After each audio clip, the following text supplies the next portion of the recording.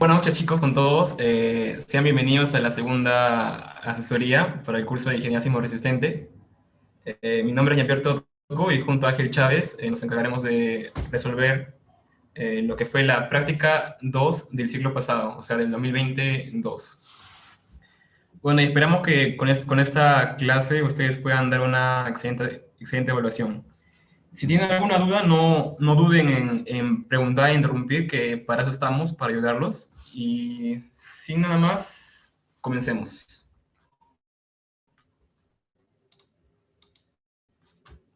A ver, pregunta 1. Nos dicen, en un sismo ocasional con un PGA de 0.2 G, una vivienda de un nivel un factor de amplificación dinámico de 2. ¿Qué aceleración máxima en centímetros segundo cuadrado presentó un obelisco situado al lado y que tiene el mismo periodo y tasa de amortiguamiento que la vivienda? Nos piden que asumamos un factor de participación de 0.6 y un 60% de masa fija. Bien, a ver, recordemos que un obelisco es un sistema con masa distribuida, masa continua, o sea, una vibración en un medio continuo, pero la cual puede ser representada por una estructura discreta, la cual multiplicando por un factor de participación nos dará la respuesta Z, que será en el pico de nuestro obelisco. A ver, repito, la respuesta de nuestro oscilador equivalente multiplicado por el factor de participación Lm nos va a dar la respuesta en el tiempo del pico. Y este valor multiplicado por la función de forma nos dará el valor de yxt, o sea, la respuesta a lo largo de la altura y en el tiempo. Donde en clase vimos que la masa participante se definía así, la masa generalizada se definía así, y la rigidez generalizada como la que está aquí. Y tenemos de dato lo siguiente que está aquí, ¿no? Factor de amplificación D igual 2, un PGA de 0.2 G, un factor de participación de 1.6 y una masa efectiva del 60% de la masa total del obelisco. Bien, comencemos. Primero, la pseudo-aceleración del oscilador equivalente sería igual al factor de amplificación por el PGA y nos daría 0.4 G. Entonces, la aceleración del obelisco será nada más que este valor multiplicado por este factor de Lm, que ya lo tenemos porque fue dato, que es 1.6, y multiplicándolo nos dará el 0.64. Esto poniéndolo a centímetros por segundo cuadrado, se da la respuesta, porque es lo que nos piden en la pregunta. Hasta aquí estamos bien con todo.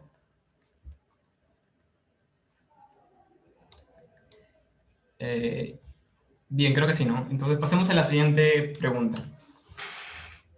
Pregunta 2. Es una pregunta de verdadero y falso. Vamos a analizar primero el enunciado por enunciado y comentar por qué debe ser verdadero o falso, ¿está bien? Pregunta 1. Respecto al comportamiento sísmico de un obelisco, indique la o las afirmaciones correctas. El cociente máximo de un obelisco en su parte superior y el de una estructura de un grado de libertad del mismo periodo de amortiguamiento, o sea, un oscilador de un grado de libertad equivalente para esa estructura, es cercano a 1.2. Entonces, como ya lo mencionamos, un sistema con masa continua puede ser representado por un oscilador equivalente, con las mismas propiedades, ¿no? Entonces vemos que tenemos aquí el V, que es el desplazamiento espectral del oscilador equivalente, y el Z, que es el desplazamiento espectral en el pico de nuestro obelisco. Bien, entonces para obtener nosotros la masa participante y la masa generalizada, tenemos que asumir una función de forma y también asumir un valor para una masa distribuida y entre otros, ¿no? Y hacer los cálculos con las fórmulas que ya presentamos antes. Sin embargo, debido a que la práctica dura muy poco, la parte teórica, entonces creo que esperan que tenemos que tener de memoria esos valores, ¿no? Y para eso hicimos esta tabla con algunos valores que el profesor dio en clase, la tenemos ordenada aquí. Bien, en nuestro caso es un obelisco, ¿no? Con masa continua, y cuyo factor de participación está en torno de 1.5 y 1.6. Entonces, en el enunciado nos dicen que sea cercano a 1.2, lo cual sería falso, porque en un sistema continuo siempre será entre 1.5 y 1.6. Entonces, esta tabla es bien importante. Les recomiendo que la copien o la impriman, que la tengan a mano durante el día de su prueba. También las haremos adelante en otros ejercicios. Es muy importante. ¿Está bien? Bien, enunciado hoy. La fuerza cortante se puede calcular con el producto de la masa efectiva y la aceleración en su parte superior. Bien, esto es una definición, ¿no? Recordemos que la cortante en la base espectral se puede calcular como el producto de la masa efectiva por el valor de la pseudoaceleración. Sin embargo, ¿qué aceleración era esta de aquí? Aquí tengan mucho cuidado porque esta pregunta tiene truco, ¿ya? Aquí nos dicen que la aceleración es en la parte superior de nuestro obelisco. Sin embargo, este valor de SA es de nuestro oscilador equivalente. Recuerden eso, ¿no? Entonces, este enunciado sería falso. ¿También hasta aquí todo, chicos? Entonces creo que sí, pasemos a la siguiente. Enunciado C. Si la sección del obelisco es constante, el factor de participación es cercano a 1.6 y su porcentaje de masa efectiva es menor al 70%. Bien, repetimos esa tabla que les presenté, donde organizamos todo, es muy importante. Entonces aquí nos dicen un obelisco, o sea, un sistema con masa distribuida, y por definición tenemos que el valor del factor de participación es entre 1.5 y 1.6. Entonces hasta aquí sería cierto, y su porcentaje de masa efectiva es menor al 70%, que sería en torno al 50 o 60. Entonces este enunciado también sería verdadero. Pasemos a la siguiente enunciado. A ver, importante, recuerden esta tabla de aquí, ¿ya? Siguiente, a ver, respecto al si la sección del obelisco decrece linealmente en toda su altura, la distribución de fuerzas de inercia varía aproximadamente con el cubo de la altura. A ver, tenemos un obelisco, ¿no?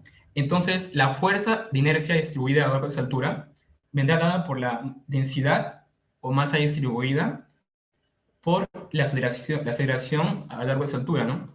Pero recordemos que esta derivada segunda de la función y se separa como el valor de z, que es la variable en función del tiempo, y la función de forma, ¿no? Recordemos que este z, dos puntos, es un armónico, ¿no? Entonces su valor oscila entre menos z.0 y más z.0. En cuanto a la función de forma, lo que más se aproxima para un sistema continuo es una función cuadrática, ¿está bien? Entonces, la fuerza de inercia tendría la forma de la función de forma multiplicado por la masa distribuida, que para nuestro caso decrece linealmente en toda su altura, ¿no? Entonces sería forma de un trapecio.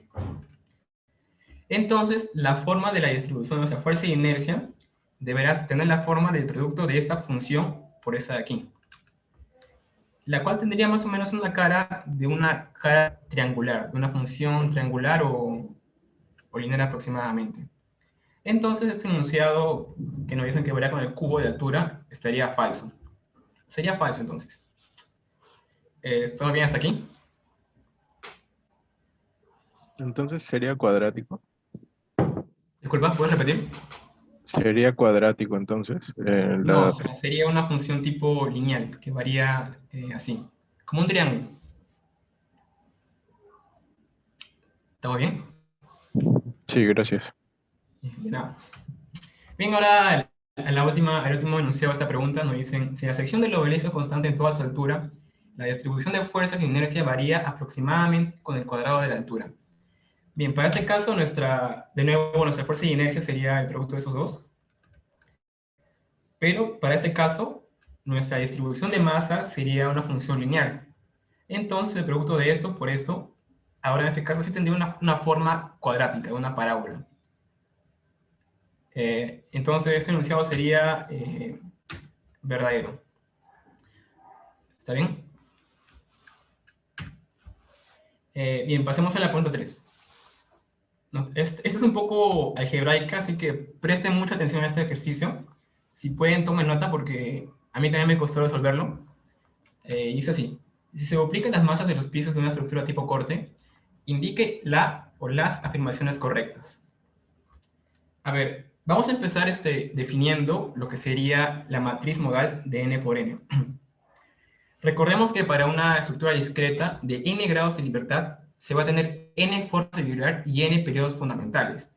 Entonces, esta matriz modal, que la van a usar después en el método de superposición modal, colecciona todos los modos en cada columna. O sea, cada columna representa un modo de vibrar. ¿Está bien hasta ahí? Entonces, para este problema en específico, vamos a considerar apenas un sistema discreto con 2 grados de libertad, para simplificar el álgebra, ¿está bien?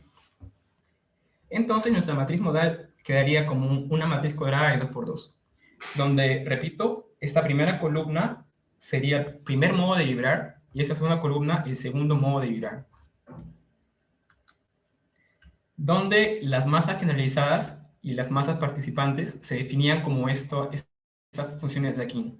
Esto lo vimos en clase, ¿no? Y ahora les voy a presentar una nueva definición, que es la que dice lo siguiente, que los factores de participación de todos los modos en un sistema discreto siempre suman 1, ¿ya? Siempre recuerden eso, chicos.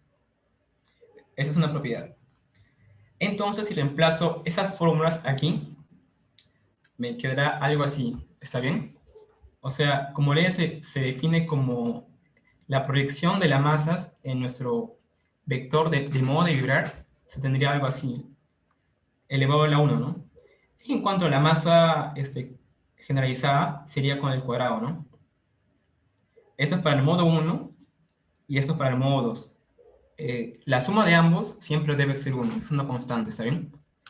A ver, aquí copio lo que expliqué antes, y ahora nos dicen que las masas se duplican. O sea, M1 ahora pasará a ser 2M1, y M2 ahora será 2M2, ¿está bien? Ahora, si yo reemplazo esto en esta función de aquí, tendríamos lo siguiente de aquí, ¿no? Ahora, si yo factorizo esos dos, salen y se simplifican, ¿no? Y nos resta la misma equivalencia que definí antes, ¿está bien? Entonces, ¿qué quiere decir esto?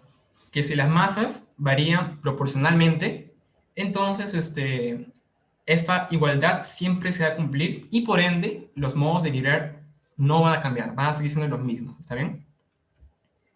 Entonces, la relación se mantendrá igual que la primera y los modos serán iguales, ¿está bien? Y ahora nos preguntamos, ¿qué pasa si las masas crecen desproporcionalmente?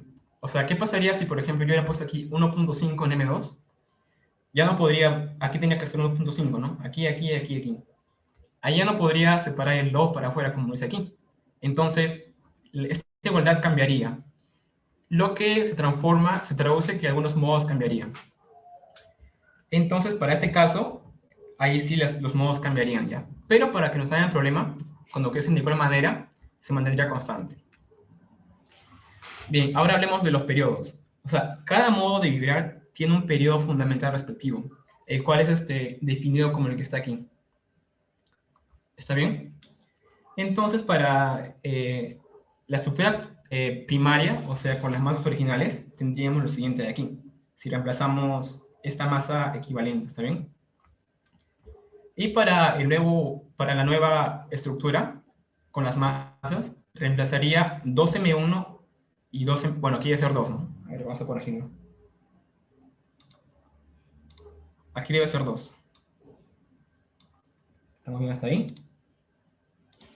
Y la rigidez no nos dice nada de ella. Entonces, vamos a asumir que sí igual. Entonces, podríamos factorizar ese 2 para afuera y nos quedaría como un raíz de 2. Entonces, ¿qué está pasando aquí? Que el nuevo periodo fundamental aumenta en aproximadamente 41%. ¿Y cómo varía la frecuencia?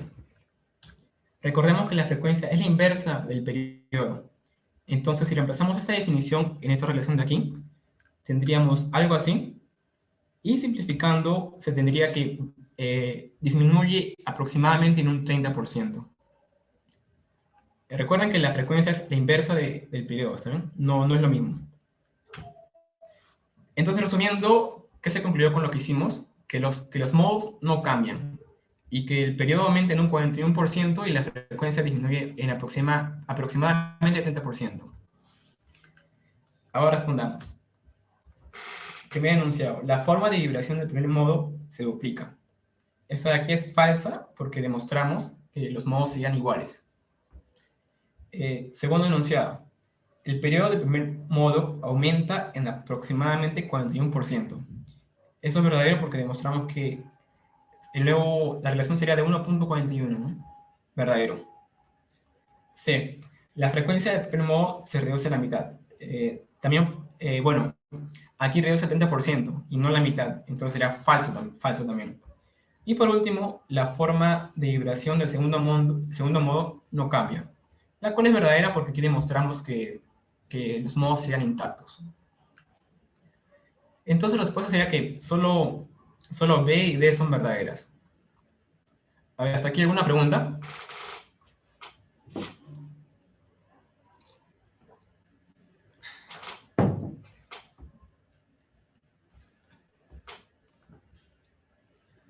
A ver, creo que no, ¿no? Entonces pasamos a la siguiente pregunta. A ver, pregunta 4. A ver, una estructura de masa puntual E1 de un grado de libertad de periodo 0.2 segundos y una tasa de amortiguamiento del 5% alcanzó durante un sismo 5 milímetros de desplazamiento máximo, o sea, su desplazamiento espectral. El edificio vecino E2, de 250 toneladas de peso total y una altura de 9 metros, tiene el mismo periodo y amortiguamiento que la estructura E1. Usando un factor de participación de 1.2 y una masa efectiva del 80%, y asumiendo lo que era conveniente, calcule el momento volcante basal máximo del edificio E2 durante el sismo. Entonces tenemos una estructura discreta, ¿no? De cortante y un cero equivalente, donde nos dan de dato las siguientes propiedades. Periodo 0.2 segundos, tasa de amortiguamiento 5% y desplazamiento espectral de 5 milímetros. Y para el edificio nos dan que un factor de participación de 1.2 y una masa efectiva del 80% de la masa total. A ver. De nuevo, en nuestra tabla vemos que estos valores se cumplen con los que habíamos puesto, ¿no? Ahora, entonces, la fuerza cortante basal máxima se define como la masa equivalente multiplicado por la aceleración espectral del oscilador equivalente. Nosotros tenemos el periodo de aquí, por ende tenemos la frecuencia angular de esta estructura equivalente, y por ende la pseudo-aceleración espectral de esa estructura. O sea, eso teníamos de dato. Y también tenemos de dato esta masa equivalente de aquí. Reemplazando eso en las cuentas, nos daría una cortante basal máxima de 100.69 toneladas. Y ahora, por equilibrio, la fuerza de inercia resultante tiene que ser igual a la cortante máxima. Entonces, la fuerza de inercia se distribuiría más o menos de una forma triangular y la resultante estaría por aquí, más o menos a una altura de 2/3 de h. H lo tenemos, ¿no? Porque valía igual a 9. Entonces, simplemente multiplicando esta fuerza basal aquí, que se equilibraría con esta de aquí, por el brazo, que es 2/3 de h, tendríamos el momento basal máximo, que daría aproximadamente este valor de aquí, que es lo que nos piden. ¿Estamos bien hasta ahí?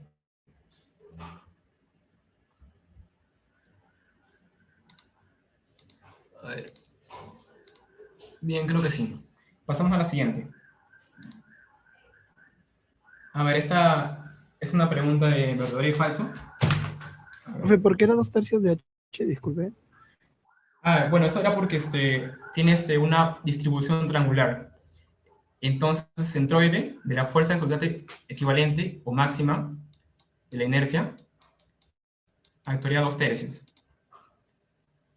¿Está bien? Siempre es a 2/3 de H, ¿no? Para un triángulo. Sí. O claro, o sea, para este tipo de estructuras que vamos a encontrar, la mayoría está distribuida así en forma triangular, ¿no? Bueno, en un sistema discreto, sí, pero si fuera un sistema de masa continua, ahí creo que era 3/4, porque la forma era más o menos así. Y tendría fórmula de parábola, y ahí el centroide es creo que a 3/4. Pero aquí como de masas discretas es un edificio, es siempre 2/3, ¿está bien? Ok. Bueno, sí, claro. El otro es como está diciendo, ¿no? Esos 3/4, si es que Sí. encontramos una estructura toda completa. Pero en este caso, siempre vamos a trabajar, bueno, al menos la mayoría de los problemas trabajamos con esto, ¿no? Con distribuciones triangulares. Sí, claro, O ha está habido bien. algún, o ha habido de repente un problema donde pueda aparecer lo que acabas de explicar hace un momento. Ya, está bien. Bien, siguiente pregunta, a ver. Para una estructura con matriz de rigidez n por n, existen n modos de vibración que cumplen la siguiente relación. Esta ecuación se llama ecuación de valores propios y vectores propios. Si la resolvemos, calcularíamos las n formas de vibrar y los n periodos fundamentales. Entonces esta de aquí es verdadera. Eso por definición, ¿ya? Ahora, B. Las fuerzas ejecutivas son fáciles de estimar, ya que la matriz de rigidez no cambia durante un movimiento sísmico severo. A ver, esta de aquí es falsa, ¿saben? ¿Por qué? Porque, o sea, si tenemos una estructura, por ejemplo, de Córtegas, ¿no? Ante un sismo severo, van a aparecer rótulas plásticas por aquí, por aquí. Y entonces nuestra matriz de rigidez cambiaría, ya vamos a ser la misma. Sería diferente a la matriz de rigidez original. Entonces esta es falsa de aquí. Ahora la C. La matriz de masas permanece constante durante el movimiento solo durante el rango elástico. Esto es falso porque la matriz de masas permanece constante tanto en el rango elástico e inelástico. O sea, la masa no se pierde, siempre va a quedar en la estructura. Por eso es falso. Y por último, las fuerzas de amortiguamiento se aproximan suponiendo comportamiento viscoso. Esa es verdadera. Recordemos que la fuerza de amortiguamiento la definimos en el curso para sistemas lineales como una constante C de amortiguamiento por la velocidad. Esta es verdadera. Entonces, respuesta es que la A, solo la A y la E son verdaderas. Bien, siguiente pregunta. Esta de aquí también es una de verdadero y falso. Dice, respecto al comportamiento sísmico de un edificio simétrico tipo corte de 4 niveles, con masas iguales en cada nivel y que no presenta variación en la altura, indique la o las afirmaciones correctas. Bien, veamos, a ver. Comencemos por el enunciado. A ver, ¿qué dicen? El porcentaje de masa efectiva del modo fundamental es menor al 60%. A ver, de nuevo, esta tabla de aquí es muy importante que la recuerden, porque sirve para esos tipos de problemas.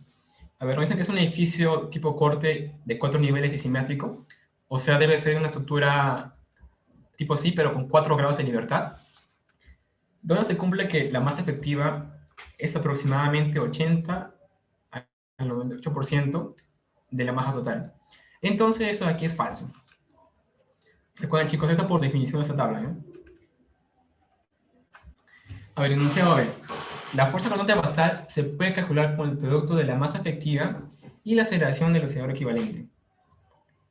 Recordemos que por definición tenemos esta equivalencia de aquí, que es la constante basal máxima, que corresponde a la masa efectiva por la pseudo-aceleración del oscilador equivalente.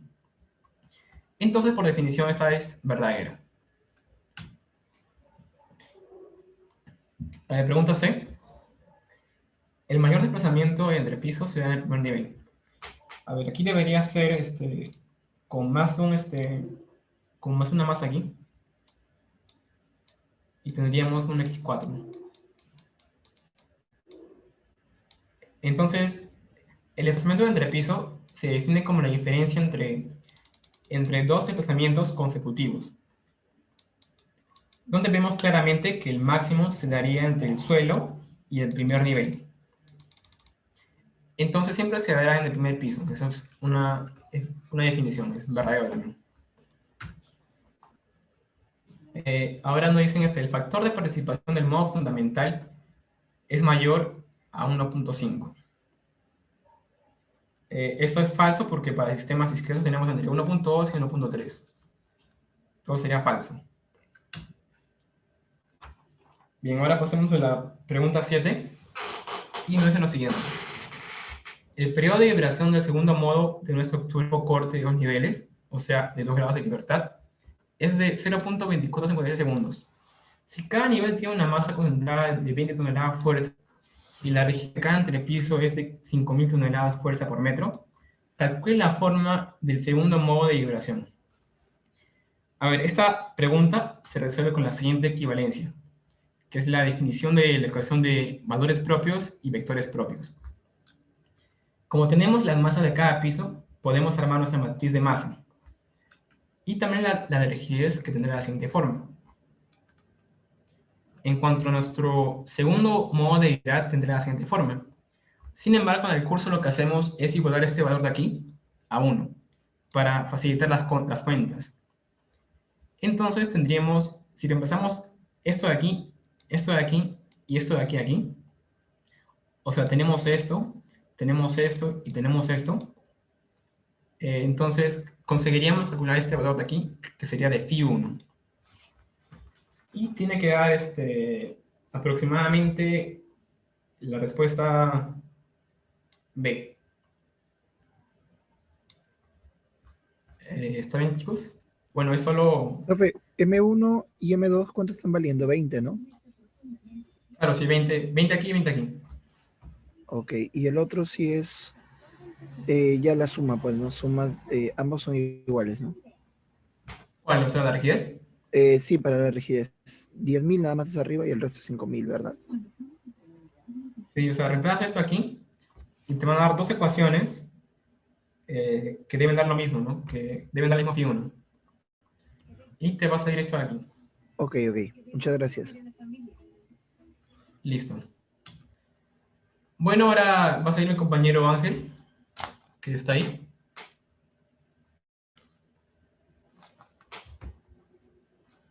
Con la segunda parte de la parte. Sí, aquí estoy, Empero. Ya, bueno chicos, yo soy Ángel Chávez y voy a... A ver, deja de compartir pantalla. Voy a empezar. Conmigo van a ver lo que sería la segunda parte de la parte teórica. Esto va a ser... van a ser 14 preguntas y hasta ahora se han evaluado 7. Entonces vamos a ver las 7 que quedan. Empezamos desde la 8. Bien, la 8 dice... Una edificación tipo corte de 2 niveles con un peso por cada nivel de 50 toneladas tiene un periodo fundamental de 0.25 segundos y una forma fundamental de vibración y dice phi igual 0,7 en el primer piso o 1 en el segundo. La edificación se somete a un sismo representado por el siguiente espectro. Ojo con este espectro que no es el mismo que ustedes pueden imaginarse. Este tiene pseudoaceleración en el eje vertical y desplazamiento espectral en el eje horizontal. No periodo como pudieran imaginarse, así que es un espectro en el que hay que observarlo bien. Y la pregunta dice, considerando solo el modo fundamental, determine desplazamiento en la azotea. Bien, en esta pregunta lo primero que hay que hacer es calcular, o bueno, plantear de alguna manera el desplazamiento espectral a partir de ver más o menos dónde se puede ubicar la pseudoaceleración. Si asumimos que está en la plataforma, entonces tenemos que la aceleración en la plataforma es 0,5 g, que es este valor del numerador. Entonces, reemplazando en la fórmula que relaciona la pseudoaceleración con el desplazamiento espectral y el periodo que ya se tiene, se obtiene un desplazamiento espectral de 0,78 centímetros. Ahora, lo que hay que hacer es evaluar si es que ese desplazamiento espectral se encuentra, como habíamos asumido, en la plataforma. Y como se puede ver, de acuerdo a este gráfico, a este espectro, ubicamos el desplazamiento espectral y sí se encuentra en la plataforma. Entonces hemos corroborado que no teníamos que usar esta fórmula, sino que asumir de frente que la pseudoaceleración se encuentra aquí. ¿Hasta aquí hay alguna pregunta? Es un procedimiento de lógica aquí. Lo siguiente es... ¿alguien habló? Sí, sí, quería preguntar, o bueno, ¿cuál era la fórmula que relacionaba el SA con con el SD? La voy a No me acuerdo escribir. ahorita. Lo voy a escribir. Opciones de puntero. La fórmula a la que me refiero es esta. SA igual a omega cuadrado SD. Lo que he hecho ha sido nada más despejar el desplazamiento espectral y poner la frecuencia angular en función o en términos de periodo. Y nada más eso. Ok, esto sale de aquí. Esa es la fórmula que relaciona el desplazamiento espectral con la pseudoaceleración. Bien, Gracias. ya, no hay problema. Lo siguiente sería, pues como dije, ubicar esto y para hallar el desplazamiento en la azotea, esto no es todo, porque este es el desplazamiento para un oscilador de 1 grado de libertad, de una masa concentrada. Pero nosotros tenemos una edificación tipo corte de 2 niveles. Entonces lo que hay que hacer es, nos dan el vector de forma, o sea, la forma de vibración. Entonces lo que hay que hacer es hallar el factor de participación. El factor de participación, acuérdense que se escribe L asterisco entre mi asterisco. Acá lo que estoy haciendo es forma del primer piso por la masa del primer piso más forma del segundo piso por la masa del segundo piso. Y abajo las formas al cuadrado. Y se obtiene el factor de participación como se ve aquí.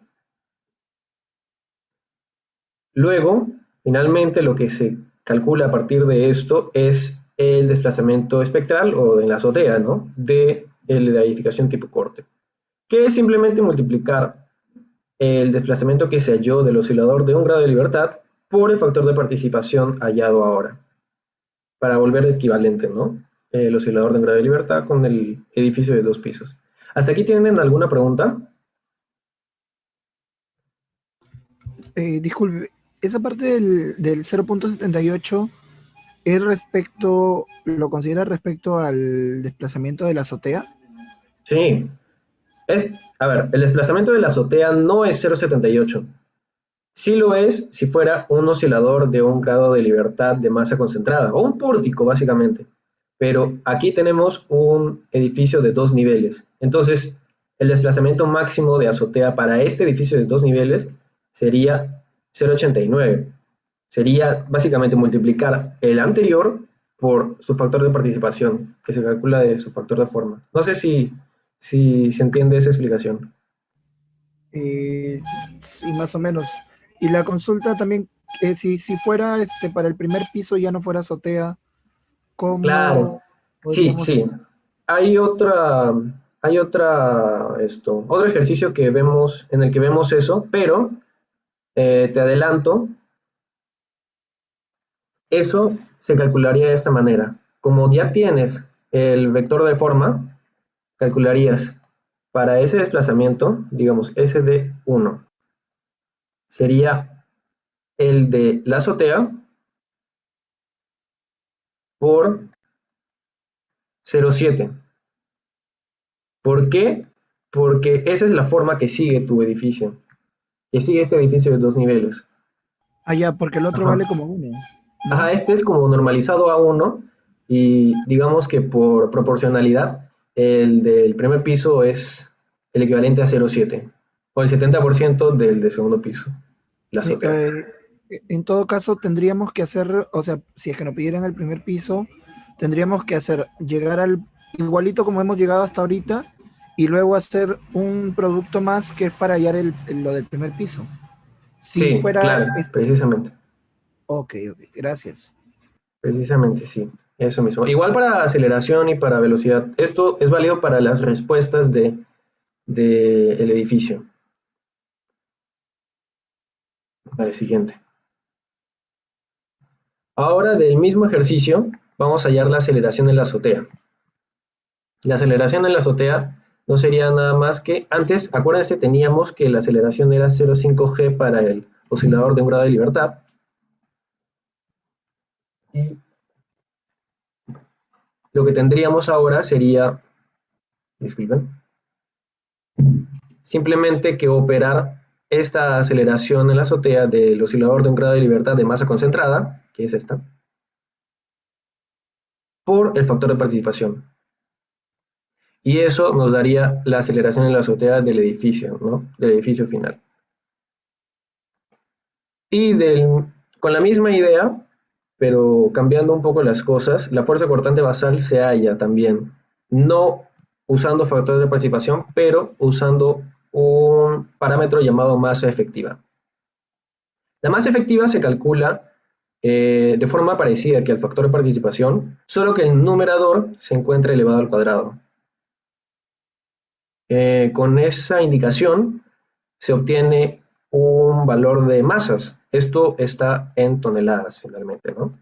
Porque nos habían dado un edificio de 50 y 50 toneladas en los pisos. Entonces esta es la masa efectiva para ese edificio. Y con este valor de masa efectiva calculamos la fuerza cortante basal, que sería la masa efectiva, que es esto, por no la aceleración en la azotea, sino la aceleración hallada del oscilador de un grado de libertad con masa concentrada. ¿Por qué? Porque acá ya no se necesita evaluar factor de participación, sino la pseudoaceleración hallada del oscilador. Y finalmente se tiene una cortante basal hallada de multiplicar masa efectiva por pseudoaceleración. Y listo, estas son las respuestas. Hasta aquí, ¿alguna pregunta que tengan para este ejercicio? Sobre la cortante basal es general, ¿no? Por así decirlo. O sea, no te podrían pedir la cortante en la azotea y luego la cortante en el primer piso. O Sí también podrías. podrían hacerlo. Hallarías la cortante basal y asumirías una distribución de fuerzas de inercia. Luego asumes una distribución de fuerzas de inercia, sino como algo como una distribución triangular. Y dependiendo de los pisos que tengas, digamos, tienes 1, 2, 3, 4 pisos, tú ubicas, ¿no? Esta va a ser tanto, luego el doble, luego el triple y así. De acuerdo a distancias, nada más. Perdón, En sí, de este, acuerdo a distancia sería. sí, Tú en este caso asumes.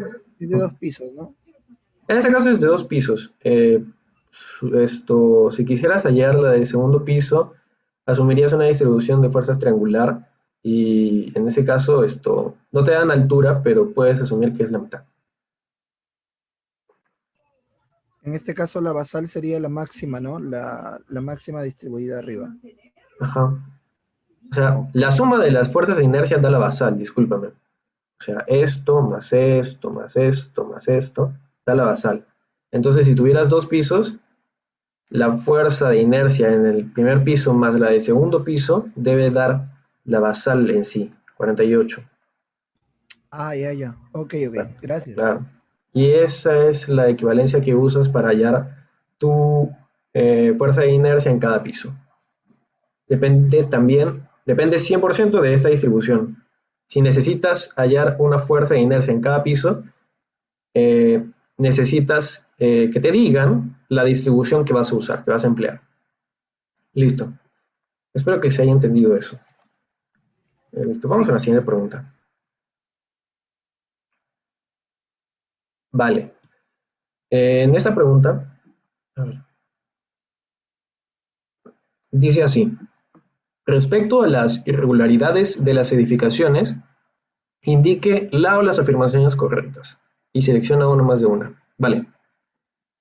Leamos juntos. La primera dice, el aporte a la rigidez torsional es mayor si los muros de corte están en los ejes perimetrales. Vale, si tenemos, por ejemplo, un edificio alargado, digamos que no este ejemplo, pero una planta así, podemos ver que si tan solo poniendo muros así, controlaríamos efectos de torsión. Porque existe más rigidez donde más puede desplazarse. Digamos que el centro de rigidez está aquí y el centro de masas también coinciden. Donde más va a aletear es en los extremos. Entonces, para controlar esos desplazamientos, se colocan muros perimetrales, muros de corte en los ejes perimetrales. Por eso, la A es verdadera. Luego, la letra B dice, el efecto de torsión es menor mientras más cercanos estén el centro de rigidez de cada piso con el centro de masas acumulada. Si ustedes se pueden imaginar un edificio que va a lo largo así, ¿no? Centro de masas va así y el centro de rigidez varía de forma distinta. Entonces, digamos que no hay un efecto de torsión controlado porque a lo largo de los pisos hay un cambio. Entonces, no se controlaría. Pero si están cercanos en cada piso, aún así va a existir algo de torsión. El efecto de torsión aún va a existir. No es que sea menor, simplemente se tiene que controlar de otras maneras. No sé si se deja entender. Siguiente, la C. Si el centro de rigidez coincide con su centro geométrico de cada planta, justo de lo que estábamos hablando, entonces nunca se presentarán problemas de torsión. Vale, la C es falso, justo por lo que estaba diciendo. No es la única forma de controlar el efecto de torsión, ¿no? Ubicar el centro de rigidez junto con el centro de masas en la misma locación de todas las plantas no es el único parámetro a seguir para controlar la torsión.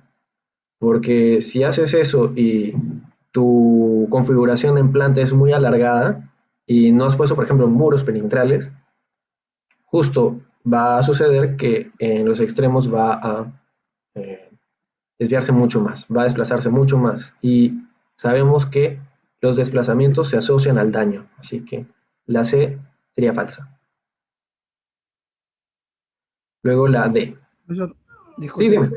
con respecto al efecto de torsión, o sea, está diciendo que no sería uno de los puntos, ¿no? O sea, sería uno de los parámetros que se podrían utilizar, ¿no? Sí, claro. Pero, ¿cómo podríamos ver la veracidad? O sea, ¿cómo podría ser que esa respuesta sea verdadera, por ejemplo, ¿no? En cuanto al efecto de torsión? O sea, ¿cómo podemos reducirlo para que sea menor el efecto de torsión en este caso? Claro, mira, lo que se hace usualmente es cuando tú diseñas tu edificio, controlas esa ubicación del centro de rigidez, se le llama excentricidad accidental. Y esa excentricidad, lo que tú quieres hacer es que sea lo menos posible para que no desarrolle tantos momentos torsores. Luego, eso controlado, luego lo que haces es correr tu programa y hay un parámetro en norma que más adelante se los explican, pero ese parámetro es hacer que un ratio de torsión no exceda de 1.3. Y si excede, entonces eh, diseñar la edificación con más resistencia, con una fuerza cortante de diseño mayor. Entonces, siguiendo esa lógica, tú quieres evitar tener esa irregularidad en torsión. O sea, quieres evitar llegar a ese número que es 1.3. En ese sentido, tú vas a poner muros perimetrales o columnas más anchas o vigas más anchas de ser el caso, inclusive diafragmas con losa maciza para rigidizar la planta y rigidizar tu edificio en ciertas partes. ¿Se entiende? Son Sí, todas esas cosas a tomar en cuenta. se entendió. Gracias. Ok, listo. Ahora leamos la D. En edificios con problemas por torsión, los mayores daños se presentan en el área cercana al centro de rigidez. A ver, esta afirmación se puede verificar si es verdadera o falsa viendo simplemente el esquema de esta planta. Si ven esta planta, el centro de rigidez está muy alejado del centro de masas. Lo he ubicado aquí, el centro de masas. Hay una distancia tremenda. Ustedes saben que el edificio en planta va a rotar de acuerdo al centro de rigidez. Eso significa de que en esta zona van a haber muchos desplazamientos. Y ya habíamos dicho que los desplazamientos se asocian con los daños en un edificio. Por lo tanto, como cerca al centro de rigidez no hay tanto desplazamiento, no habría daño tanto. En cambio, más lejos sí que lo hay. Entonces la D no estaría correcto, la D estaría falso. ¿Ok? Y por último, la E. Una edificación de esquina presenta usualmente zonas menos rígidas en las fachadas, pudiéndose presentar problemas de torsión.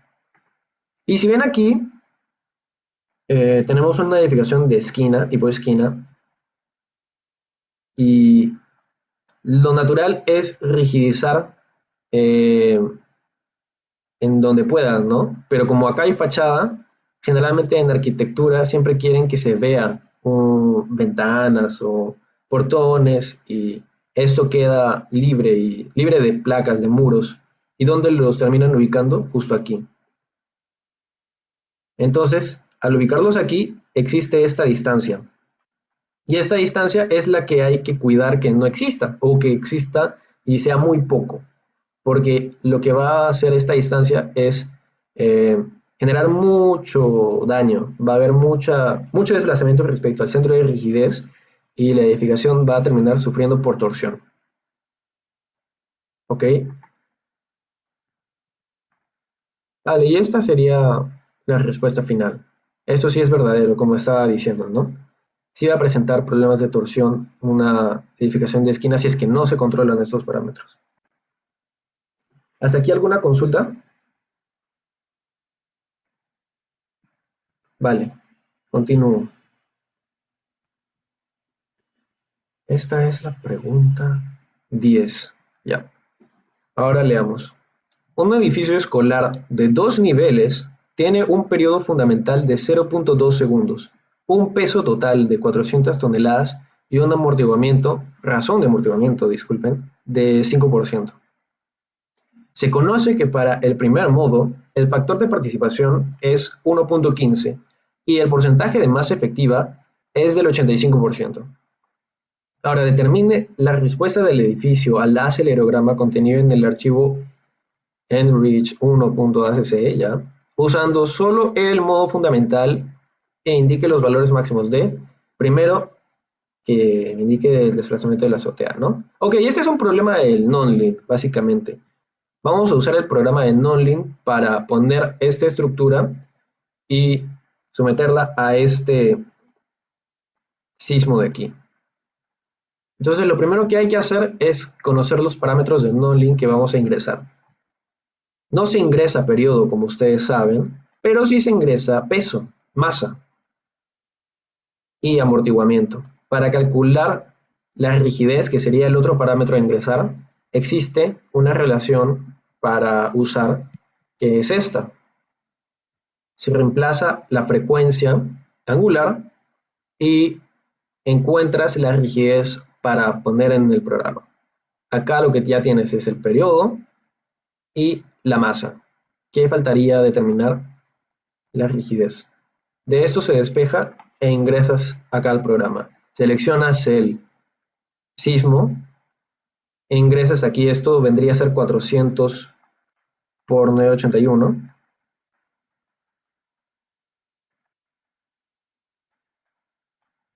Acá ven que el periodo es como nos indicaron, 0.2 segundos, y esa es la rigidez que se obtiene. Un amortiguamiento de 5% y el sismo que nos pedían.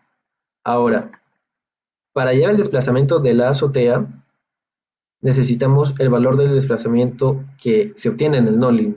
No es este mismo, porque acuérdense que este es un edificio escolar de 2 niveles. El non-link no va a poner un edificio de 2 niveles, sino un oscilador de un grado de libertad de masa puntual. Entonces, lo que necesitamos es este valor, el desplazamiento de 0.914 centímetros. Y como ya nos daban un factor de participación de 1.15, lo que hacemos es multiplicar ambos y se obtiene finalmente el desplazamiento espectral del edificio que sí nos importa, ¿no? ¿Hasta aquí ¿Puedes alguna? repetir esa última parte? Sí, mira, es esto, con lo último que tienes que hacer es, corres tu programa y el desplazamiento que obtienes lo multiplicas por el factor de participación, 1.15. Si no lo tienes, lo hallas a partir del factor de forma y las masas, la distribución de masas. Pero acá ya te lo dan, así que es directamente la multiplicación del factor de participación por el desplazamiento. Aquí está en centímetros, pero la respuesta es en milímetros. Ok, sí, ya lo entendí. Vale. Acuérdense de que por ahora estamos usando estructuras lineales. Entonces, en el non-lin van a poner esta función siempre, esta opción, análisis lineal, y no el análisis no lineal. Vale. Siguiente. Y lo siguiente que piden es la aceleración en la azotea. Cuando ustedes tienen el programa non-lin, hay un botón que aprietan, que oprimen y les da esta gráfica, este acelerograma del sismo. Y encuentran aquí que esta es la aceleración que le cae al sismo, que le cae a la edificación, disculpen. ¿Cuál? 904 centímetros por segundo cuadrado. Pero esa no es la aceleración que le está cayendo en la azotea al edificio que nos importa. Por lo que hay que multiplicarlo también por el factor de participación para obtener finalmente la pseudoaceleración del edificio en cuestión, ¿no? Y esta sería la forma de hallarlo. Y finalmente la fuerza cortante basal se halla de la misma manera que anteriormente dije, ¿no? Nos habían dado 85% de la masa efectiva, de la masa, perdón. Por lo tanto, si multiplicamos 85% por la masa total, es la masa efectiva. Y esta aceleración no es nada más ni nada menos que esta de aquí, la del oscilador de un grado de libertad. ¿Ok? Y finalmente ya obtienes aquí la fuerza cortante basal de tu edificio. Acuérdense que no se usa la de la azotea de tu edificio mismo, ¿no? Sino se usa la que no transformaste, la del oscilador de un grado de libertad. Listo. ¿Hay alguna pregunta hasta aquí? Para continuar. Una ¿Sí? pregunta del non-link en la parte anterior. Claro. Ahí es justo donde está la parte de Constitutive Properties. Ese dato de ahí, ¿no se supone que teníamos que ponerlo con el E y el I que nos daban de dato? Disculpa, esto no te estoy siguiendo. ¿Cuál properties dijiste? Donde pones las propiedades constitutivas, que está Ah, ahí. constitutive properties. Claro, la rigidez. Ya, Ya. pero eso no lo vi en los datos, por eso me confundí un No, poco. no es en los datos. Esto se obtiene, este valor lo obtienes de despejar la rigidez de esa relación, ¿no? Periodo lo tienes y la masa la tienes. Entonces tú simplemente despejas. Acá está la frecuencia angular, es simplemente igualar esto con esto. Ah, ya está bien, gracias. Ajá. Acuérdate que lo que iría sería, se escribiría así, ¿no? Vamos a hacerlo rápido. 2pi raíz de, inténtenlo, 400 entre k, perdón, 0.2, ¿no? Y aquí obtendrían una rigidez en toneladas por metro. Luego la multiplicarían por 981 y obtienen un valor parecido a este. Nada más. Y Profe, esa pero sería la masa rigidez. ese 400 tendría que multiplicarse todavía por G, ¿no? 400G. Debería dividirse en todo caso. Ah, claro, porque son toneladas, sí, sí. Sí, debería dividirse. Debería dividirse. Y ya listo, eso es. Una Y si no consulta, quieres hacer primero, esto... Ah, ¿qué? Dime. Sí, primero que nada, cuando entramos al NordLink, justamente donde dice Dynamic Force ahí es donde escogemos el acelerograma que nos están dando No, del archivo. no, no, no, no, no, no, no. Bueno, también, ¿no? Acá este botón lo puedes usar y directamente encuentras, hay una pestaña que se abre para que escojas o busques de tu directorio de estos sismos, encuentres el nrich 1.acc y lo pongas. Pero aquí arriba hay una lista de opciones y una de esas es Quick Quake. Entonces, si le das a desplegar, es nada más darle clic y te ahorras un montón de tiempo. Eso es para estos de aquí que salen predeterminados. Este es un sismo predeterminado, pero cuando vienen sismos aparte, como sismos que seguramente les pasan por el Paideia, uno que creo que fue del Perú del 70, ese sí recomiendo que uses este botón, ¿no? El botón del que tú estás diciendo. Ah, ok, ok. Ajá, Gracias. nada más. Pero cuando veas que es un sismo predeterminado del non-link, usa esta opción. Úsala y no te compliques tanto. Nada más. Gracias. Vale. Continúo. Ya, esta es la pregunta 11. Dice, podemos decir que si para hallar el modo fundamental de vibrar de una estructura se usa el método de deflexión estática sin efectuar iteraciones de Rayleigh, indique la o las afirmaciones correctas. Selecciona una o más de una. Ok, acá dice, la A dice se obtiene un periodo mayor al exacto. De hecho, si usas la deflexión estática, el periodo que obtienes, esto por si acaso está en el PDF del libro de apuntes de clase del ingeniero Muñoz, ubican esta tabla y ese es el periodo que se obtiene para deflexión estática, por ejemplo. Y se dan cuenta de que el error es así, ¿no? No se llega todavía al periodo real, está por debajo. Por ende, esta es falsa. El periodo el obtenido no es mayor, sino menor. Luego la B. El valor del periodo T es prácticamente exacto y la forma pi es solo aproximada. Vale,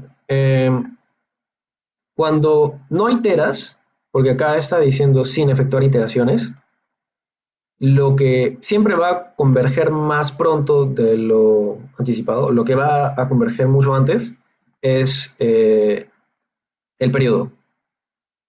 Generalmente se itera para encontrar la forma, porque solo es una aproximación en la primera, en la primera, en el primer despeje. Luego en las siguientes iteraciones sí vas a encontrar una forma muy cercana a la real. Entonces la B sí es verdadera, ¿no? El T sí es prácticamente exacto, se dan cuenta de que es casi nada la diferencia. Y la forma sí tienes que iterar e iterar e iterar para encontrarla de forma más exacta. Luego la C. Tanto periodo como la forma phi son exactos. No, no es cierto porque como estaba diciendo, solamente es una aproximación la forma phi. Necesitarías iterar para que sea la forma verdadera. Y por último, el valor del periodo t es solo aproximado y la forma phi es prácticamente exacta. No, esto no es verdad porque es todo lo contrario al anterior, ¿no? Y como queda así. Verdadera solamente es la afirmación B. Como estaba diciendo, el periodo es el que tan solo de efectuar una vez el cálculo termina casi exacto por deflexión estática, pero que la forma phi no es tanto. Tienes que seguir iterando, iterando. ¿Esto quedó claro?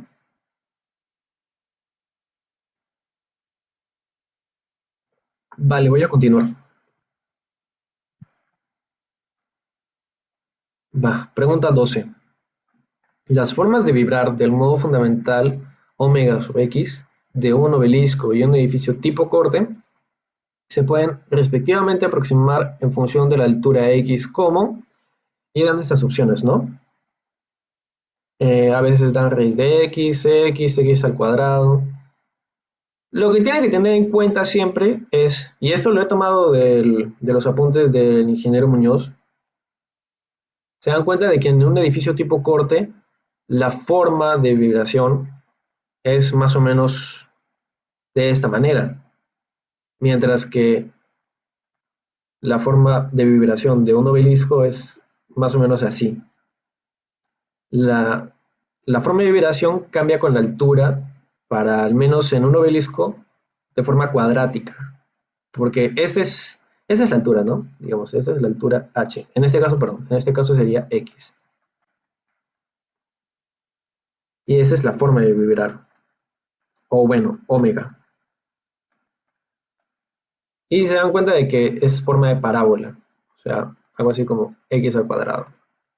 En cambio aquí, están viendo algo que, o sea, está pasando algo diferente. La forma está siendo más empanzada abajo y se va asentando conforme subes.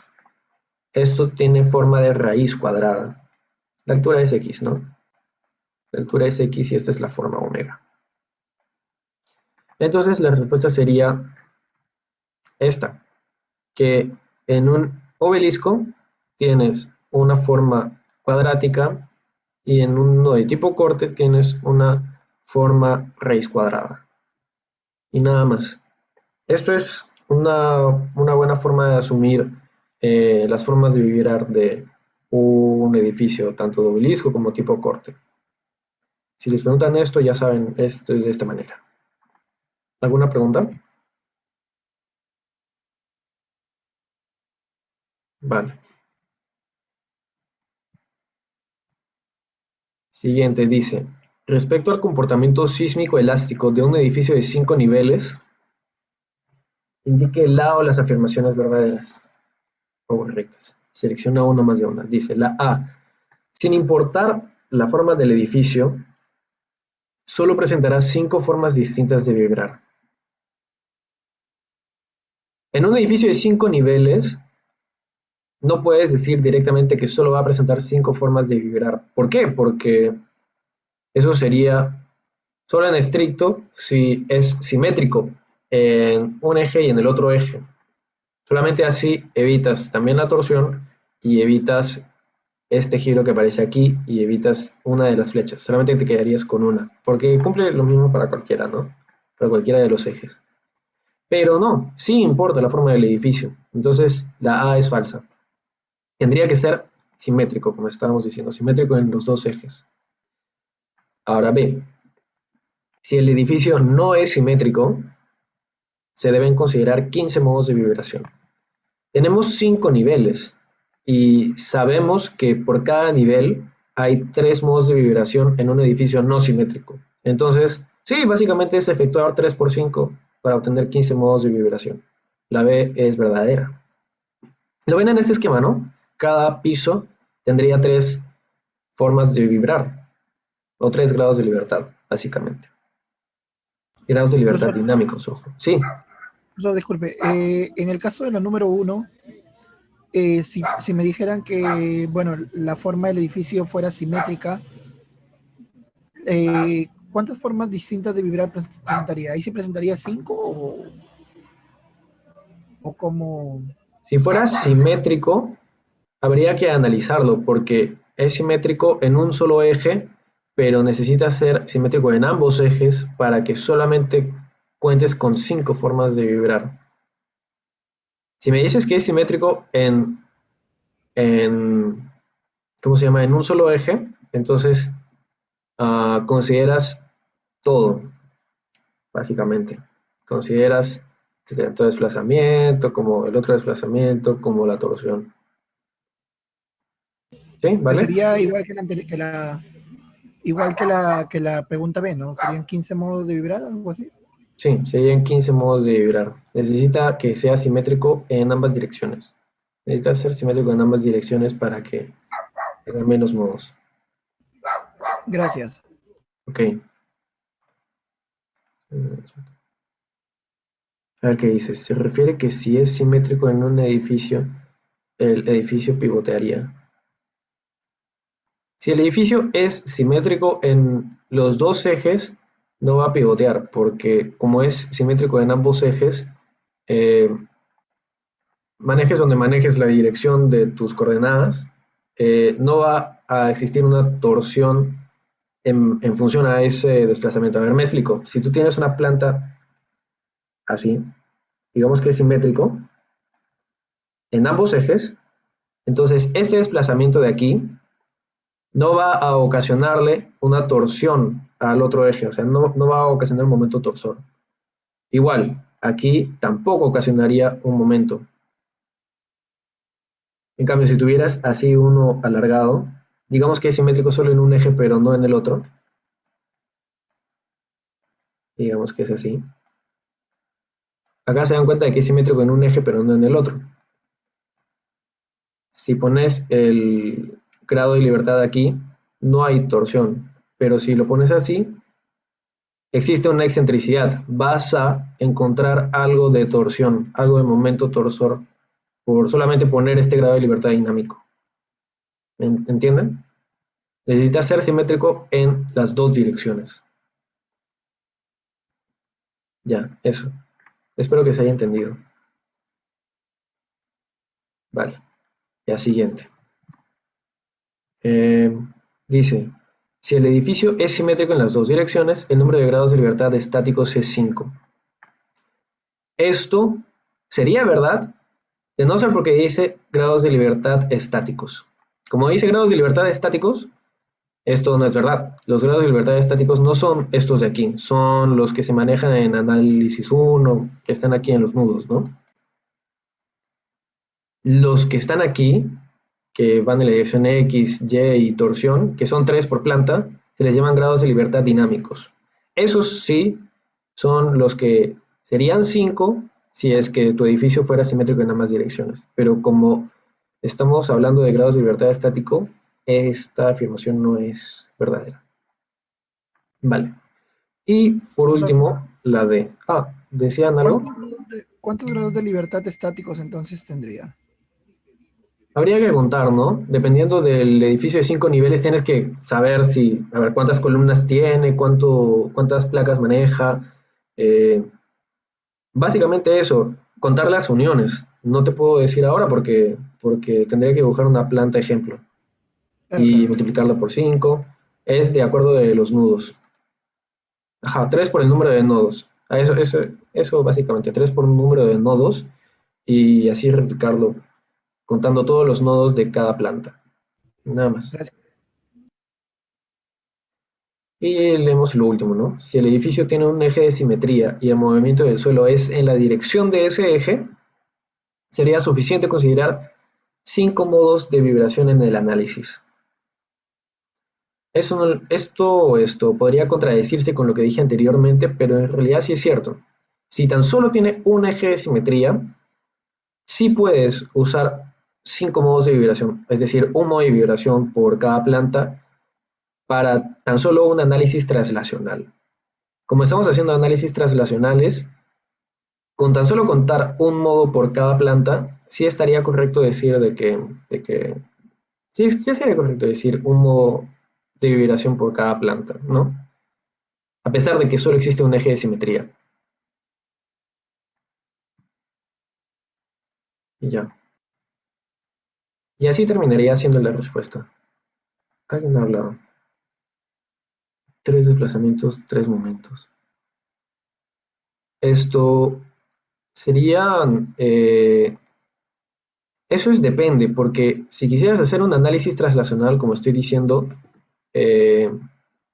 no, perdón, ahorita ¿qué estás hablando? ¿Estás hablando de los grados de libertad por nudos? Claro, ahí sí serían ya no 3, sino 6. Claro, ahí analizarías cada nudo y tridimensionalmente, sí, existen 6 por nudo. Sí, eso sí es cierto. Vale. ¿Hasta aquí alguna duda?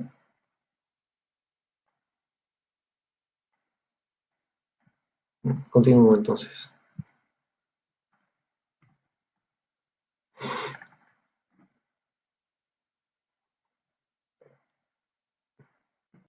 Y vamos ahora con la última pregunta de la parte teórica. Dice así: La forma fundamental de un edificio de concreto de 3 pisos con igual masa es, y te dan phi igual 0,5, 0,75 y 1. Y su periodo es 0,3 segundos. Ahora, durante un sismo, la aceleración máxima de una casa de un piso con igual periodo y amortiguamiento fue de 400 centímetros por segundo. Considerando solo la respuesta del modo fundamental, ¿cuál de los siguientes valores corresponde a la aceleración del segundo piso del edificio? Esa es una de las preguntas que me hicieron anteriormente para algún ejercicio, creo que fue el primero. Acá efectivamente vamos a hallar la respuesta de un edificio, pero no en la azotea, sino en un piso X. Vale, lo primero que hay que hacer es, como sabemos que este es un edificio de 3 pisos, no es un oscilador de un grado de libertad con masa puntual, lo primero que hay que hacer es calcular su factor de participación. Tenemos el factor de forma, perdón, el vector de forma. Y el vector de forma es 0,5, 0,75 y 1. No te dan las masas. Acá lo que tendría que ver es 0,5 por m más 0,75 por m y así, ¿no? Y abajo también. Pero como te dicen que las masas son iguales, eventualmente dicen, ¿no? 3 pisos con igual masa. Entonces, acá sería m, m, m, igual acá, ¿no? Y se simplificaría. No habría más trabajo que simplificar. Por eso es válido hacer esto. Y calculas a partir de aquí el factor de participación, da 1,24. Para hallar ahora la aceleración, primero habría que hallar la aceleración en la azotea, ¿no? La pseudoaceleración. Y para eso teníamos que la aceleración en un oscilador de un grado de libertad de masa puntual era 400 centímetros por segundo. Pues no al cuadrado debería ser. Acá está mal escrito. Esto debería ser al cuadrado. Y esta obviamente dice, no una casa con un piso, pero ese es un oscilador de un grado de libertad con masa puntual. Lo podemos asumir así. Esta aceleración, a multiplicarla por el factor de participación, nos da como resultado la pseudoaceleración del edificio que estamos viendo de 3 pisos, porque este es el factor de participación de ese edificio. Entonces obtenemos la aceleración de la azotea. Pero esta no es la respuesta, porque a nosotros nos piden la aceleración del segundo piso del edificio. Entonces lo que habría que hacer sería utilizar el vector de forma, el equivalente del segundo piso, y realizar la operación. Como en el segundo piso te dicen de que se forma el 75% del último piso, es multiplicar 0,75 por esa aceleración espectral, esa pseudoaceleración. Y finalmente esa es la respuesta, ¿no? 372 centímetros por segundo cuadrado. ¿No? Vamos a continuar con la asesoría. Vamos a empezar ahora con lo que sería la parte práctica. Si tienen todavía dudas de lo que se ha visto hasta ahora en la parte teórica, sería buen momento de hacerlas para revisar en lo que se pueda, en la medida de lo que se pueda, o ya al finalizar, como lo vean oportuno, pueden hacer sus consultas, ¿no?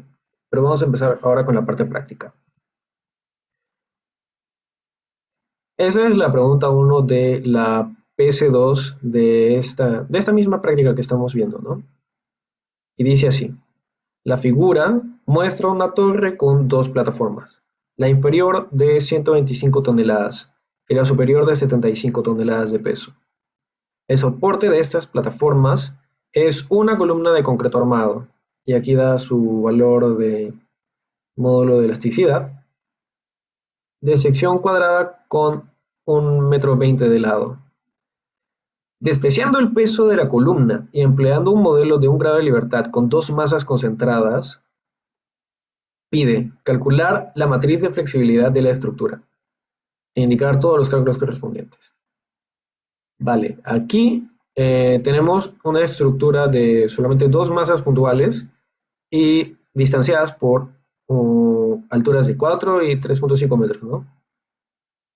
Entonces, lo que hay que hacer es evaluar ¿Cuánto se desplaza cada piso de acuerdo a una fuerza unitaria? Ese es el método de flexibilidad, por si acaso. Para hallar una matriz de flexibilidad es dirigir una carga de 1, una carga unitaria a cada piso, a cada nivel, y evaluar a partir de esas cargas unitarias los desplazamientos F minúscula que se generan en cada piso, los F sub IJ. Y eso es lo que aparece acá. Para el desplazamiento, bueno, para la carga unitaria en el primer piso, tenemos este resultado de desplazamientos en los dos pisos. Y para la carga unitaria en el segundo piso tenemos estos desplazamientos. Para hallar esos desplazamientos, solamente es seguir la fórmula de carga por L cubo entre 3CI. Esta es una fórmula de resistencia de materiales que seguramente la han visto. Como esta está apuntando directamente a esta masa, el H sería 4 y la inercia sería, vamos a apuntarla, número. La inercia sería 1.2 a la cuarta sobre 12. ¿Alguien ha escrito algo? Ah, ya, ok. Nada, esa sería la inercia. Reemplazan también el módulo de elasticidad. H para este desplazamiento F11 sería 4 metros. Y el P o la carga, 1, porque es una carga unitaria. Igual aquí, aquí lo que hacen es sumar este desplazamiento aquí y encuentran lo que sería el desplazamiento solamente de esta parte. Si ustedes, por lógica, ven, esta es una deformada auténtica de PL cubo entre 13i, pero más arriba ya no hay fuerzas, entonces eso quiere decir de que continúa de forma recta, continúa en una línea recta. Vamos a dibujarlo mejor. Como continúa en una línea recta, esta deformación X es simplemente el ángulo teta de aquí por esta altura, este H. ¿Y ese H cuál es? H2, o sea, 3.5. Y teta es esta expresión de aquí, L cuadrado entre 12i. Y esa sería la respuesta para este desplazamiento que se genera, ¿no?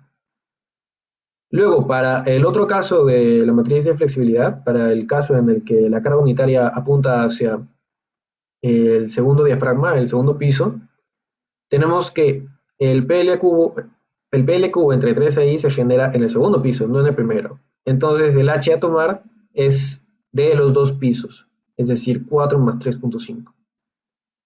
Y por simetría de la matriz de flexibilidad o de rigidez, el F12 con el F21 deben ser lo mismo, ¿no? Y finalmente tienen ese resultado de matriz de flexibilidad. F11 vendría a ser 0.0564, F12 con F21 vendría a ser 0.1298 y el F22, el mayor de todos, sería 0.3699. Y esto en estas unidades, habiendo factorizado aquí. ¿Hasta aquí alguna pregunta de cómo Sí, calcular la matriz? una consulta. Si hubiera un tercer nivel, ahí, ¿cómo sería la matriz y ese gráfico que hiciste con el F11 y el 21? O sea, ¿cómo variaría? Si hubiera una tercera, ¿de qué quieres ver? ¿De qué, cómo se dice esto? ¿De qué caso quieres ver? ¿La carga aquí, la carga en el segundo o en el tercero? En el primero sería PL cubo aquí, y como todo continúa en línea recta, es sumarle al anterior esta expresión. Nada más. Es sumarle al anterior esta expresión y ya. Y evalúas cuál es la altura que sumas, ¿no? O sea, Y para el último piso sería O sea, esa expresión, pero por su H, ¿no? Un H3 sería. A ver, si tenemos H3, H2 y H1. Esta ya lo sabes, ¿no? F11 es esto directamente. Ujú. El F22 sería esto también directamente. El F33 sería el F22, perdón, 22 no, 21 sería. El F31 sería el F21 más esta expresión, pero hecha aquí, ¿no? Con una altura 3. Más, y pones aquí, H3 por, perdón, esta no sería H2, sería H2 por H3, perdón, H3, ¿qué lo estoy diciendo? H2 cuadrado entre 2 e i. No sé si se deja entender. Ese Ángel, creo que, F21 no sería 1, sería. F31. ¿Perdón? En Ángel, el, creo que esa altura debe ser H2 más H3. Sería, a ver, H2 más H3. ¿Estás seguro? Esta de aquí No, o sería sea, F21. No, a ver. Aquí en el H1 ya sabemos que es esta expresión, ¿no? H1 al cubo entre 3i. Luego en el segundo nivel es esto mismo directamente, no cambia. ¿Cuál es la observación? No entiendo.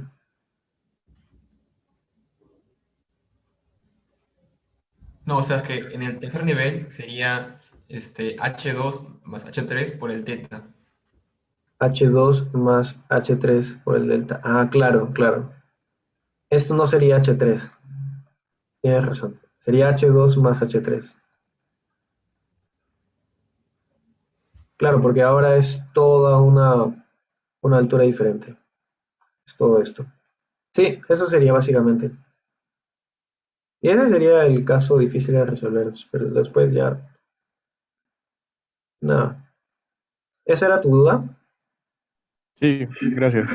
Sí.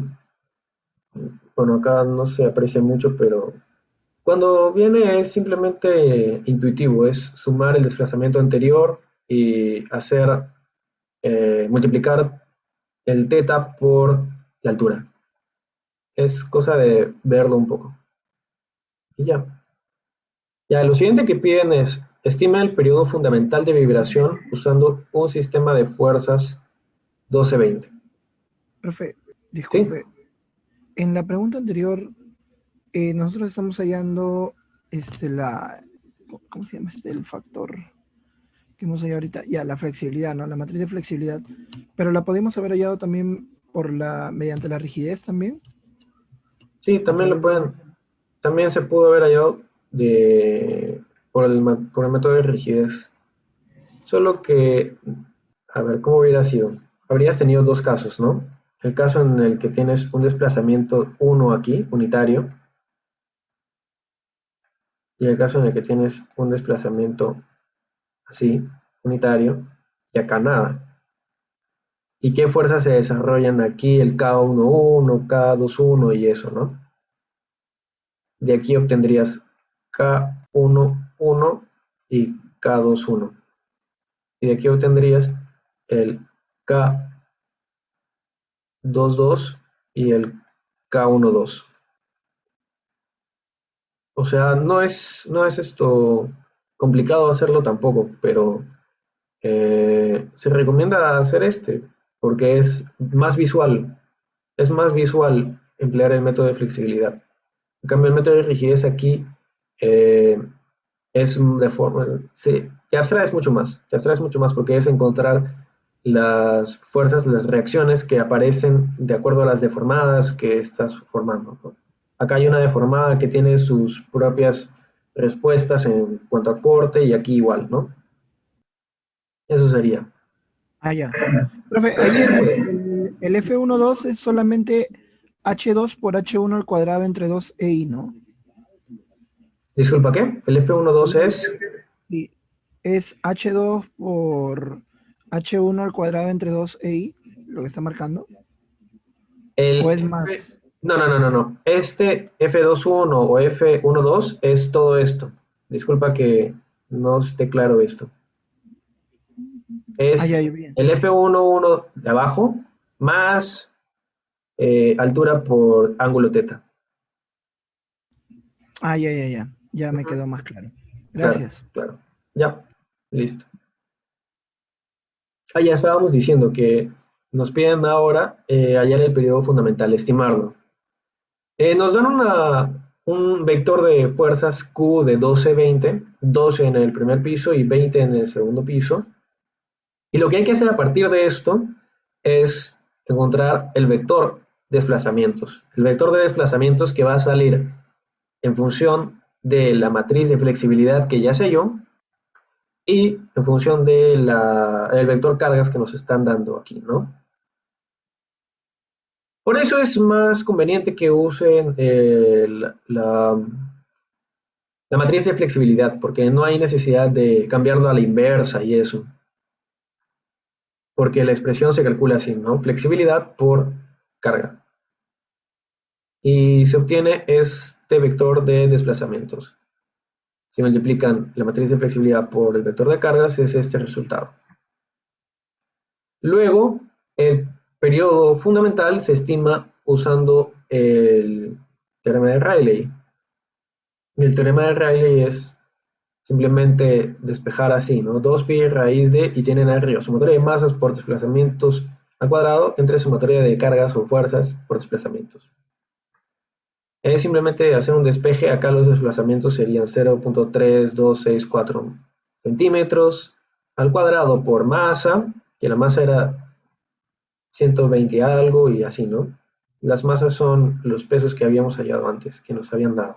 Y esas fuerzas son las cargas. Y finalmente se obtiene el periodo fundamental, un estimado, ¿no? ¿Hasta aquí alguna pregunta? Vale, siguiente. Vale, nos dicen, usando dos iteraciones de Rayleigh, determina el modo fundamental partiendo de la forma hallada en B. En cada iteración calcule la forma y el periodo. Entonces, esta sería la forma hallada de lo anterior, o sea, con la distribución de cargas aquí y con las masas que se tienen, es simplemente esta relación. Y luego lo que hacen es iterar con esta forma que ya habían hallado antes, multiplican, como digo, cada masa, cada peso, y obtienen la matriz de el vector de cargas. Y ese vector de cargas luego lo que hacen es esto, multiplican así, ¿no? De nuevo, flexibilidad por vector de cargas y obtienen un vector de desplazamientos. Y luego con esta misma fórmula vuelven a efectuar todo y encuentran un periodo y un vector de forma o una forma. Entonces esto hasta ahora ha sido la primera iteración. Lo que sigue es la segunda iteración, que es simplemente la matriz de cargas que ya se halló, que era multiplicar los pesos por la forma anterior y hacer por último esta multiplicación de flexibilidad por cargas. Encuentran el vector de desplazamientos y reemplazan todo aquí, la forma de Rayleigh y el periodo, y obtienen finalmente la forma, como está aquí. Profesor, Bien, disculpe, cómo llegó la primera forma? O sea, ¿cómo la primera de dónde lo saca?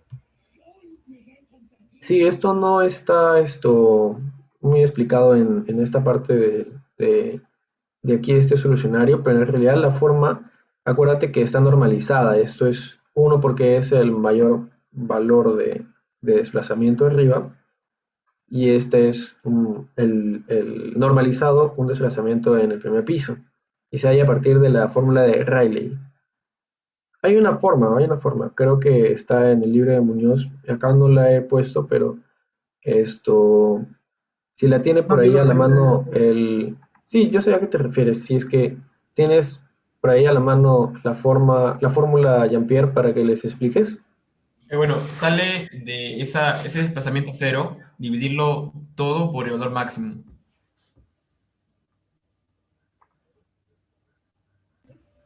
¿Cuál el desplazamiento que hemos hallado en el anterior? El que está 0.3269, creo que dice ahí.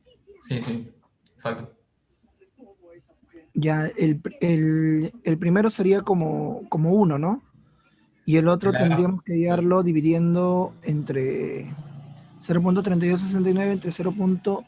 ¿Es 39 o Eso es 89? 89, me parece, ¿no? Sí, sí. No, se hace al revés. Divides los dos por 0,89 y te daría uno abajo y arriba uno normalizado. Claro, mira, divides 0.32 entre 0.89 de forma rápida y te da el 0.35 que está aquí. 0.365. Claro, claro. Eso nada más quería saber si lo hallaban de ahí nada más. Ajá, es del vector de desplazamientos normalizado. Es ¿cómo se dice? Una proporcionalidad. Esto es a uno como esto es a, y encuentras este valor. Ok, Nada ok. más. Sí, sí, sí salió. Ya, gracias. Una Entonces, consulta. sí, Esos pesos W1 y W2 eran de dato porque no recuerdo el enunciado. ajá, sí, son datos. Creo que este era 165, 125 y el otro era 75. Y, o sea, cuando ya llegas a sacar el D ahí para la primera iteración y con eso haces la fórmula de arriba para el periodo, ¿de ahí cómo se llegaba al segundo modo de vibración? Segundo modo de vibración. O sea, claro, a ese que está subrayado en rojo. Ah, no, este es un solo modo de vibración. Estamos haciendo todo para el modo fundamental de vibración. Todo esto es una iteración para encontrar el periodo del modo fundamental de vibración y la forma del modo fundamental de vibración. Claro, esa forma para esa primera iteración, ¿cómo salía? Ahorita lo primero que haces, para hallar esta forma primero, esta es la primera forma que hallas, haces el desplazamiento que obtuviste en tu primer piso, lo divides entre el del último piso, porque este puede ser un vector de varios pisos, ¿no?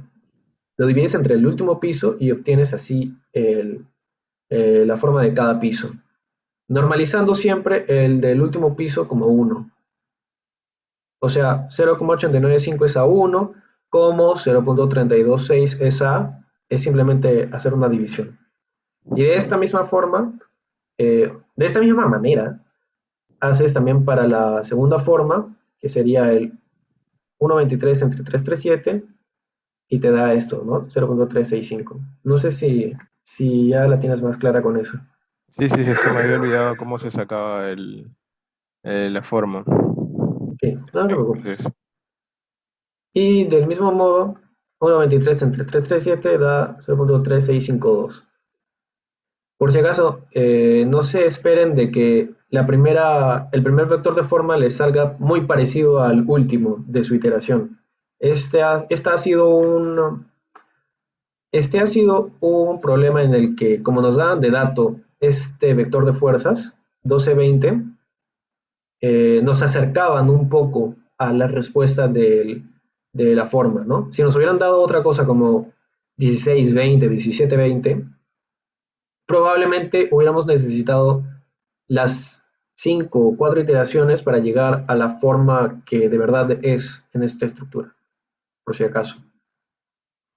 Y nada más, ese es este ejercicio. Por mi parte, esto ya terminó el ejercicio 1. Si tienen alguna consulta, si no, les paso con Jean-Pierre para que hagan el ejercicio 2 de la PS2. Jean-Pierre, A ver, hola chicos, ¿qué tal? A ver.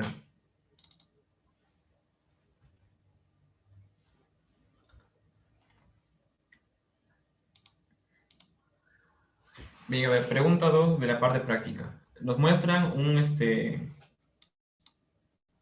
a ver, una planta y una elevación de un edificio de concreto armado, cuyo módulo de las es este de aquí, y nos dan como dato el peso de los niveles, que es 300 para los primeros, y 180 para el último.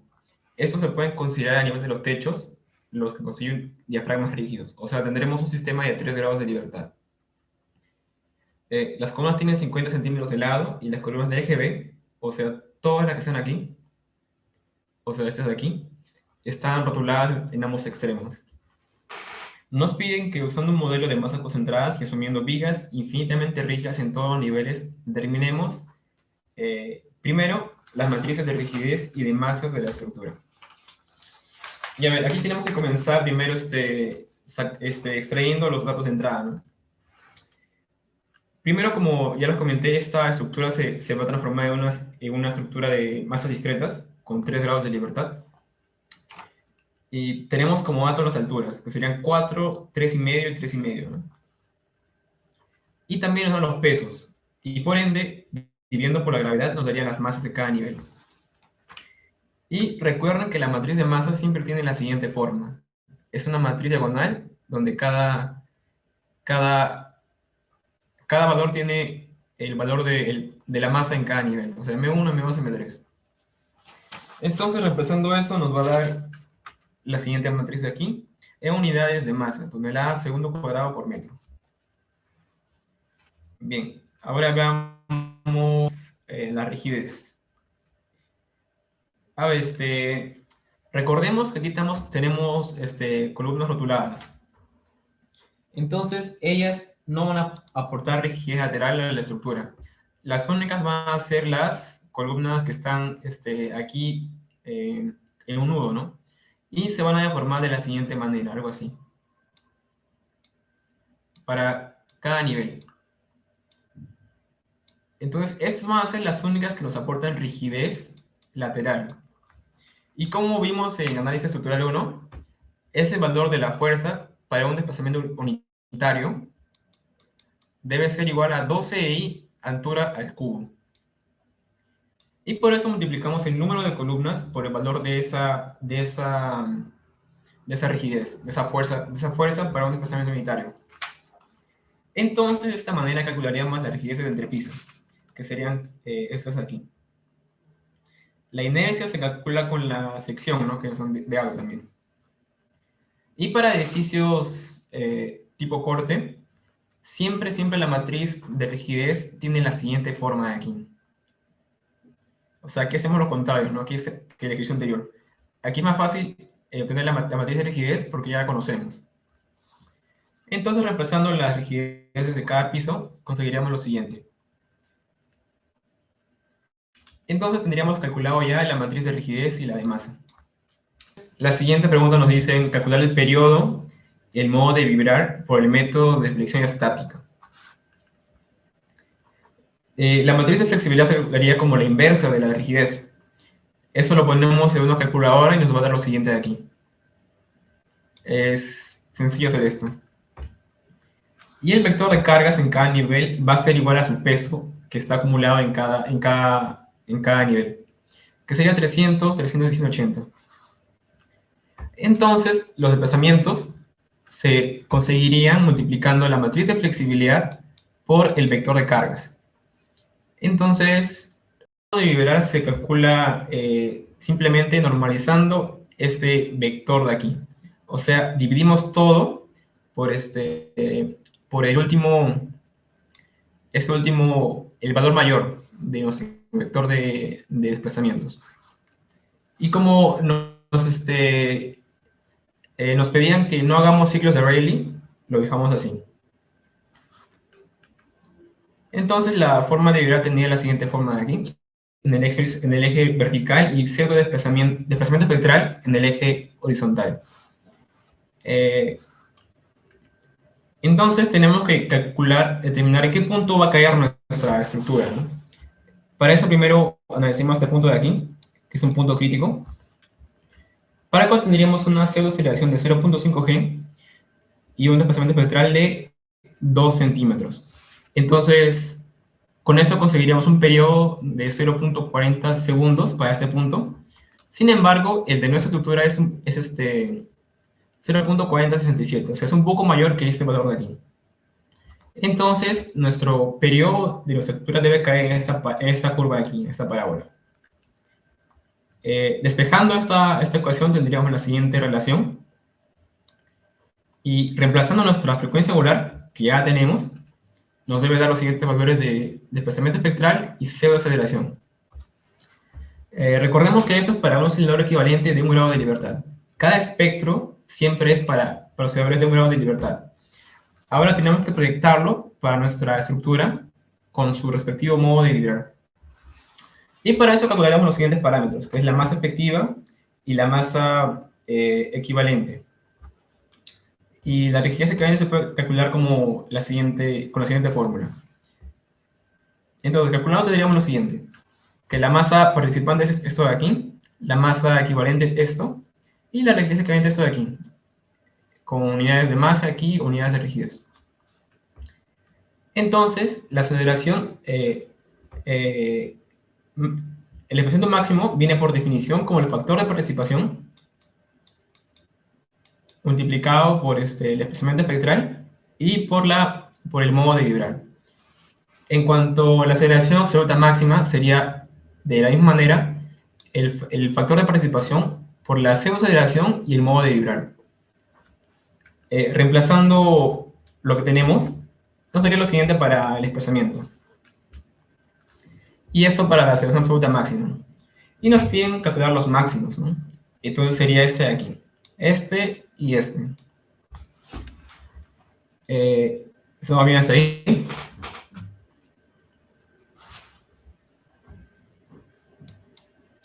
A ver, yo creo que sí. Entonces, pasamos a la siguiente pregunta. Nos piden calcular la fuerza máxima de inercia y la fuerza restitutiva. A ver, como tenemos ya este valor de aquí, de la aceleración para cada nivel, si lo multiplicamos por la matriz de masa, nos daría la fuerza de inercia máxima distribuida en los niveles.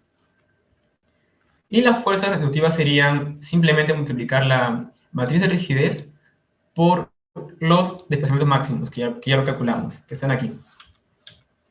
Están aquí, esos valores. La matriz de masa, así como la de rigidez, también ya las tenemos. Entonces, haciendo esa multiplicación de matrices, de matriz y vector, nos dará un vector fila con las fuerzas de inercia en cada nivel y las fuerzas restitutivas en cada nivel. Ahora, se nota que son prácticamente idénticas, varían ligeramente, y esto es debido a que nuestra tasa de amortiguamiento es muy baja. Y por eso la fuerza restitutiva y la inercia se igualan. Y por último nos piden calcular el diagrama de fuerza cortante y momento flector del edificio. En el caso de la fuerza cortante, en la base tendríamos lo que sería la suma de las tres fuerzas de inercia o la suma de las tres fuerzas restitutivas. Y este valor de aquí se debe igualar a la cortante basal máxima. Y en cada nivel disminuye de manera proporcional a su fuerza de inercia. Aquí. O sea, aquí disminuye 84 y luego 119 y terminamos con 83.16. Y para calcular el momento flector, se multiplica esta altura de aquí, H1, por esta fuerza cortante. Y nos dará triangulares, ¿no? Porque varía linealmente aquí. Aquí, aquí y aquí, así. A ver, repito, se multiplica esta fuerza cortante por la altura de su nivel. Y así se obtiene este diagrama de momento flector en unidades tonelada metro. Bueno, eso sería todo. Espero que les haya servido el video, la asesoría. Y esperamos que tengan una buena práctica el día viernes. Si tienen alguna pregunta, pueden hacerla ahora, que Ángel y yo vamos a responderlos. Sí, profe, con respecto solamente a la última parte del diagrama de momentos, en este diagrama de momentos es la fuerza en cada piso, ¿no? Por la distancia de cada piso.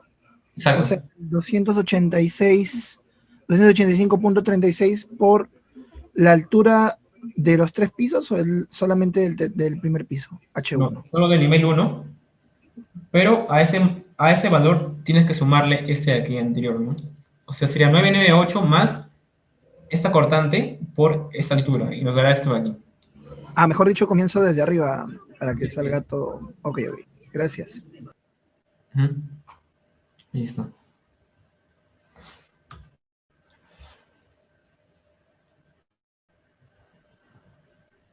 Una consulta para la parte A, me parece, o la B, creo. A ver, déjame ver. ¿Aquí? Ah, la anterior, la anterior. Sí, ahí, justo cuando saca el periodo fundamental con la fórmula del 2pi, raíz de todo eso, en la sumatoria de f por d, ese vector f son las fuerzas que te dan, o sea, las laterales, ¿no? Sí, sería el vector carga, que para este método de fricción estática serían los pesos en cada nivel, de cada nivel. Ah, ya, está bien, gracias.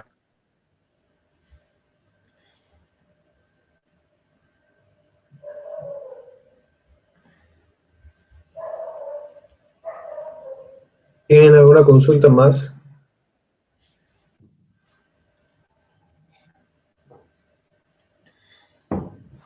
Si no tienen más consultas, chicos, por nuestra parte de la Asociación del ERIPUC, les deseamos en verdad una excelente práctica 2 del curso de Ingeniería Sismo Resistente y que estudien estos días.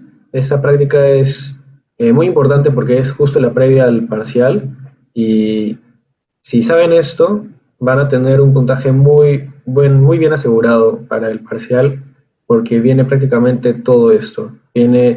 Definitivamente les va a tocar equivalencias de un edificio de tipo corte con un oscilador de un grado de libertad, o también les va a venir seguramente para relacionar las formas de vibrar, o les va a venir irregularidades en planta, irregularidades en altura que ya vieron. Eh, nada, si se saben todo esto, seguramente les va a ir no solo bien en la PC de ahora, sino también en su parcial.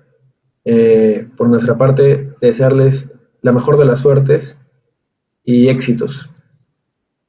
Que tenga una buena prueba. Estudia mucho.